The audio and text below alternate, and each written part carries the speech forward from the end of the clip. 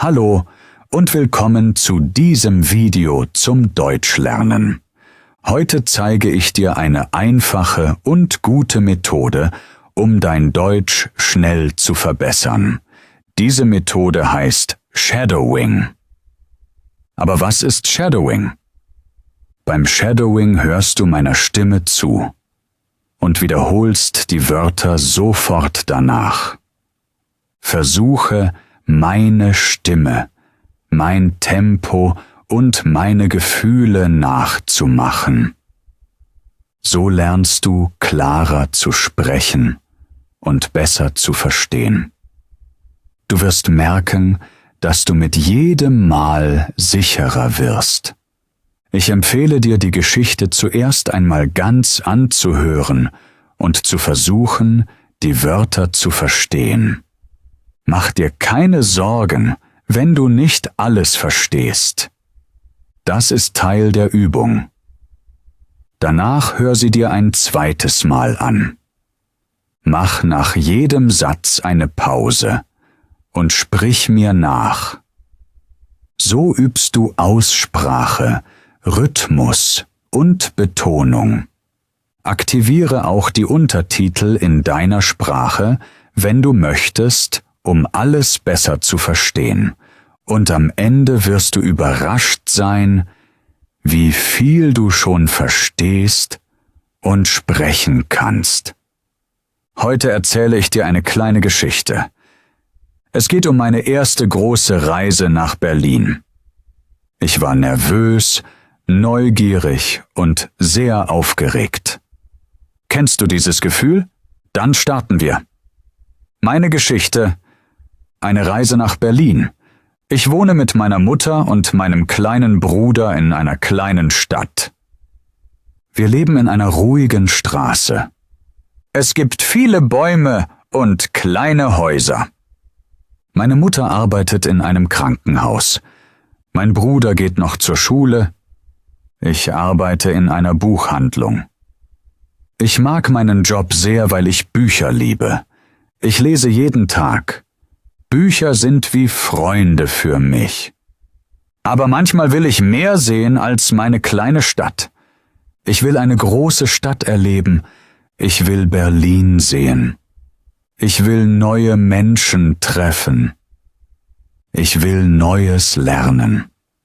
Heute ist ein besonderer Tag. Heute fliege ich zum ersten Mal in meinem Leben.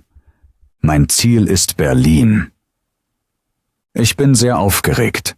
Ich habe ein bisschen Angst, aber auch Freude. Ich habe schon viele Videos über Berlin gesehen. Ich will endlich dort sein. Ich packe meine Tasche. Ich nehme ein paar T-Shirts, eine Jeans, meinen Pullover und meine Zahnbürste. Ich nehme auch mein Lieblingsbuch und meine Kopfhörer mit. Ich kontrolliere mein Ticket. Alles ist bereit.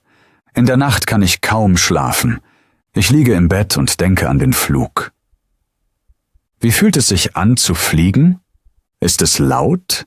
Ist es ruhig? Ich weiß es nicht. Ich schaue auf die Uhr. Es ist erst 3 Uhr morgens. Ich drehe mich um. Ich versuche zu schlafen, aber es geht nicht. Ich bin zu gespannt. Am Morgen steht meine Mutter früh auf. Sie macht Kaffee und lächelt. Sie sagt: Markus, du wirst das schaffen. Ich nicke. Ich bin ein bisschen nervös, aber ich lächle. Mein Bruder gähnt und sagt: Bring mir ein Souvenir mit. Ich lache. Ich trinke einen Schluck Kaffee, ziehe meine Jacke an und nehme meinen Rucksack. Ich gehe zur Bushaltestelle. Es ist noch dunkel draußen. Die Straßen sind nass. Es regnet leicht. Ich höre das Geräusch des Regens auf meinem Regenschirm. Ich atme tief ein. Ich sage zu mir: Heute ist mein Tag. Der Bus kommt. Ich steige ein. Im Bus sitzen nur wenige Menschen. Einige schlafen, andere hören Musik. Ich schaue aus dem Fenster. Die Lichter der Stadt spiegeln sich auf der Straße. Ich sehe kleine Häuser und Felder. Nach einer Stunde komme ich am Flughafen an. Er ist groß. Ich war noch nie an einem Flughafen. Ich sehe viele Menschen mit Koffern. Ich höre Stimmen in vielen Sprachen. Ich rieche Kaffee und Parfüm. Es ist laut und spannend. Ich suche den Schalter für meinen Flug. Ich sehe ein großes Schild. Berlin. Flug 827. Ich gehe dorthin. Eine Frau am Schalter lächelt. Sie fragt: »Guten Morgen. Wohin fliegen Sie?« Ich sage: »Nach Berlin.« Sie nimmt meinen Ausweis und mein Ticket. Sie tippt etwas in den Computer und gibt mir meine Bordkarte. »Guten Flug«, sagt sie. Ich danke ihr und gehe weiter. Ich gehe zur Sicherheitskontrolle. Ich lege meine Tasche auf das Band. Ich ziehe meinen Gürtel aus und leere meine Taschen. Ein Mann sagt freundlich: »Bitte durch das Tor gehen.« Ich gehe durch. Es piept nicht. Ich bin erleichtert. Ich nehme meine Sachen und gehe weiter. Ich sehe die Flugzeuge draußen auf dem Rollfeld. Sie sind groß und laut. Ich bleibe kurz stehen und schaue zu. Ich denke, bald sitze ich auch da drin. Ich gehe zum Gate. Ich setze mich auf einen Stuhl. Neben mir sitzt eine Familie mit 2 Kindern. Die Kinder lachen laut. Ein Mann telefoniert. Eine Frau liest eine Zeitschrift. Ich höre die Durchsage. Flug 827 nach Berlin.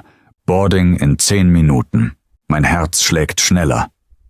Ich stehe auf, trinke noch etwas Wasser und gehe zum Eingang. Die Tür öffnet sich. Ich gehe durch den Tunnel zum Flugzeug. Ich spüre den Wind und rieche Kerosin. Es ist ein seltsamer Geruch. Ich steige ein und suche meinen Platz. Ich sitze am Fenster. Neben mir sitzt eine ältere Frau mit einem roten Schal. Sie lächelt. »Erster Flug?« fragt sie. Ich nicke. »Ja«, sage ich leise. Sie sagt: »Keine Sorge. Es ist ganz leicht. Du wirst es mögen.« Ich lache ein bisschen. Das Flugzeug rollt langsam los. Dann wird es schneller und schneller. Ich drücke meine Hände auf die Armlehnen. Ich spüre, wie das Flugzeug abhebt. Mein Bauch kribbelt. Ich sehe aus dem Fenster. Die Stadt wird kleiner und kleiner. Die Wolken sind weiß und weich. Über den Wolken ist der Himmel hell und klar. Ich flüstere: »Wow, es ist wunderschön.« Die Frau neben mir liest ein Buch. Ich höre Musik. Ich schaue lange nach draußen. Ich sehe nur weiß. Alles wirkt ruhig und still. Ich denke an meine Mutter und meinen Bruder. Ich bin stolz. Ich fliege. Ich mache etwas Neues. Nach einer Stunde höre ich die Stimme der Stewardess. Wir landen gleich in Berlin. Ich spüre, wie das Flugzeug langsam nach unten geht. Meine Ohren knacken. Ich trinke einen Schluck Wasser. Ich sehe Lichter unter den Wolken. Dann sehe ich Straßen, Häuser und Autos. Wir landen. Ich atme tief ein. Ich habe es geschafft. Ich stehe auf, nehme meine Tasche und gehe durch den Gang. Ich danke der Stewardess und sage: »Auf Wiedersehen.« Sie lächelt und wünscht mir einen schönen Tag. Ich gehe durch den Flughafen. Er ist riesig. Überall sind Schilder. Ich folge dem Schild mit der Aufschrift Ausgang. Ich sehe viele Menschen mit Schildern, Kameras, Blumen. Ich nehme meinen Koffer und gehe nach draußen. Vor dem Flughafen stehen viele Taxis. Ich steige in eines. Der Fahrer ist freundlich. Er sagt: »Wohin geht's?« Ich sage: »Zum Alexanderplatz bitte.« Er nickt und startet den Motor. Ich sehe, wie die Stadt vorbeifliegt. Viele Autos, viele Lichter. Berlin ist riesig. Ich sehe Brücken, Busse und Fahrräder. Ich höre Musik aus einem Radio. Der Fahrer summt mit. Ich lächle. Ich bin in Berlin. Nach 20 Minuten kommen wir an. Ich steige aus. Der Alexanderplatz ist voll. Überall sind Menschen. Ich sehe den Fernsehturm. Er ist sehr hoch. Ich sehe Straßenbahnen und Cafés. Ich rieche Essen, Kaffee und Regen. Ich höre Stimmen, Musik und Lachen. Ich fühle mich lebendig. Ich gehe in mein Hotel. Eine Frau an der Rezeption sagt, »Willkommen in Berlin.« Ich sage, »Danke.« Ich zeige meinen Ausweis. Sie gibt mir meine Karte. Ich gehe in mein Zimmer. Es ist klein, aber schön. Ein Bett, ein Tisch, ein Fenster mit Blick auf die Straße. Ich stelle meine Tasche ab. Ich setze mich auf das Bett und atme tief ein. Ich lächle. Ich bin wirklich hier. Ich bleibe nur kurz im Zimmer. Ich will raus. Ich gehe durch die Straßen. Ich sehe viele Läden, Cafés und Menschen. Ich höre Musik von einem Straßenmusiker. Er spielt Gitarre und singt. Ich bleibe stehen und höre zu. Ich werfe eine Münze in seinen Hut. Er lächelt. Ich laufe weiter. Ich sehe ein kleines Café und gehe hinein. Ich bestelle einen Cappuccino. Der Kellner sagt, »Kommt sofort!« Ich sitze am Fenster und schaue nach draußen. Menschen laufen mit Regenschirmen vorbei. Ein Hund bellt. Ein Bus hält an. Ich trinke meinen Kaffee und denke, ich bin frei, ich bin allein, aber ich bin glücklich. Am Abend gehe ich zum Fernsehturm. Ich kaufe ein Ticket und fahre mit dem Aufzug nach oben. Meine Ohren knacken wieder. Dann öffnet sich die Tür. Ich sehe die ganze Stadt. Überall Lichter, Straßen, Autos, Brücken. Berlin ist wunderschön bei Nacht. Ich bleibe lange dort. Ich mache Fotos. Ich atme tief ein. Ich denke, ich habe es geschafft. Ich bin geflogen. Ich bin gereist. Ich habe meinen Traum erfüllt. Ich bleibe eine Woche in Berlin. Ich besuche viele Orte. Ich gehe zum Brandenburger Tor, in den Tiergarten und ins Museum. Ich sehe Kunst und Geschichte. Ich esse Currywurst mit Pommes. Ich trinke heißen Tee im Park. Ich spreche mit Leuten im Café. Manchmal verstehe ich sie nicht gut, aber ich frage nach. Sie lachen freundlich. Ich lerne neue Wörter jeden Tag. Einmal fragt mich jemand nach dem Weg. Ich erkläre den Weg auf Deutsch. Die Person sagt, »Danke«. Ich lächle. Ich bin stolz. Ich merke, mein Deutsch wird besser. Ich verstehe mehr. Ich spreche sicherer. Ich habe Spaß. Am letzten Tag gehe ich an die Spree. Ich sitze auf einer Bank und sehe das Wasser. Boote fahren vorbei. Menschen gehen spazieren. Die Sonne scheint. Ich höre Möwen und Musik. Ich denke über die Woche nach. Ich hatte Angst, aber ich war mutig.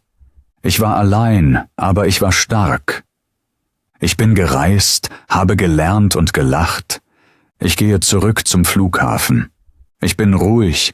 Ich habe keine Angst mehr. Ich kenne den Ablauf. Ich finde mein Gate schnell. Ich steige ins Flugzeug und schaue noch einmal aus dem Fenster. Ich sehe die Stadt unter mir. Ich winke leise. Ich fliege nach Hause. Als ich ankomme, wartet meine Mutter. Sie lächelt und umarmt mich. »Na, wie war es?« fragt sie. Ich sage, »Es war wunderbar. Ich habe so viel gesehen und gelernt.« Mein Bruder ruft, »Was hast du mir mitgebracht?« Ich lache und gebe ihm ein kleines Berlin-Souvenir. Am Abend sitze ich in meinem Zimmer. Ich schreibe in mein Notizbuch erster Flug, erste Reise, Berlin. Ich schreibe, ich will wieder fliegen. Ich denke an alle Menschen, die ich gesehen habe. Ich denke an die Geräusche, die Lichter, die Straßen. Ich weiß, das war erst der Anfang. Ich will noch mehr erleben. Aber Berlin war mein erster Schritt, und diesen Schritt werde ich nie vergessen.